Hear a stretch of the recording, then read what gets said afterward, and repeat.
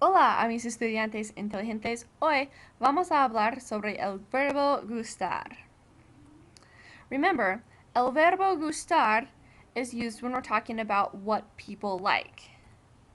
It literally means to be pleasing to. So in English, me gusta correr would be I like to run. But in Spanish, we say it backwards. Literally what we say is running or to run pleases me. To run is pleasing to me. Now we've got two forms of the verb gustar that we use. First of all, let's focus on gusta. We would use gusta when we like one thing. Me gusta el parque. El parque, the park, is one thing. We also use gusta when we like activities or verbs. And you'll notice these verbs stay in their infinitive form with the AR, ER, or IR ending. For example, me gusta correr, leer, y estudiar. Notice I can list more than one verb, but it's still going to be gusta, singular form. Now let's look at our other form of gustan. We use gustan when we're talking about more than one thing. Me gustan los frijoles. Notice los frijoles is plural because los, and then it has the es at the end. Or we could use it when we're talking about listing a list of items. So, les gustan la naranja, el postre, y la fruta. I've got more than one item there, so we are going to use gustan.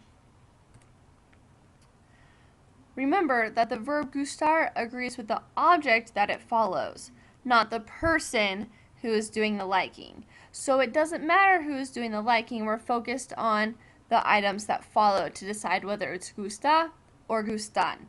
Notice those are the only two forms of gustar that you will use.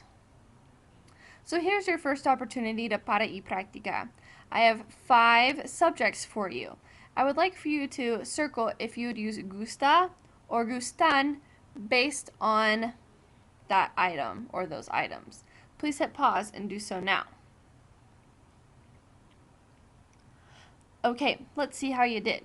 Los maestros should be gustan because we're talking about more than one item. Los maestros is plural.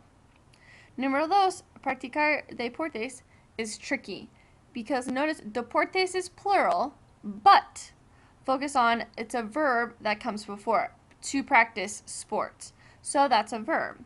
So we would use gusta. Please pay close attention to that. Número 3, la mujer, we're talking about one item, so it would be gusta. Número 4, los frijoles. Again, like los maestros, it's plural, so we are going to use gustan. And then finally, número 5, estudiar is a verb, so then we are going to use gusta. Alright, now let's focus on those indirect object pronouns that come before our form of gustar. This tells us who our subject is. So notice you've got me, te, le, nos, os, or les. Those are our indirect object pronouns, and we use these with gustar. Now, we have these off phrases to emphasize or clarify who we are talking about. Now, these off phrases can get kind of tricky sometimes. So our off phrases, we don't use yo when we want to say me gusta. We say a mí me gusta bailar. Instead of saying tú, we say a ti te gusta nadar. Notice there's no accent on that T. And we've got a él, a ella, a usted, a nosotros or a nosotras, a vosotros, a vosotras, and then a ellos, a ellas, and a ustedes.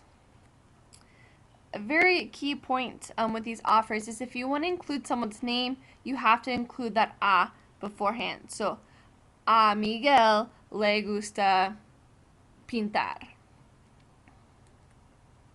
Alright, so here's your opportunity to practice. The first two, I'm looking for you to fill in the correct indirect object pronoun, And then the last three, I'm looking for you to fill in the correct form of gustar. Please hit pause and do so now. Okay, let's see how you did. For numero uno, you should have chosen le, for he likes. Numero dos, we like, you should have chosen the indirect object pronoun nos. Nos gustan las verduras. Numero tres, correr is a verb, so it would be les gusta correr. Numero cuatro, los estudiantes is plural, so it would be gustan. And numero cinco, te gustan el chico y el perro. Notice we've got two items there, so it is going to be gustan. Please make sure you write down any questions that you have about the verb gustar so you can get those answered when you come to class. Thanks.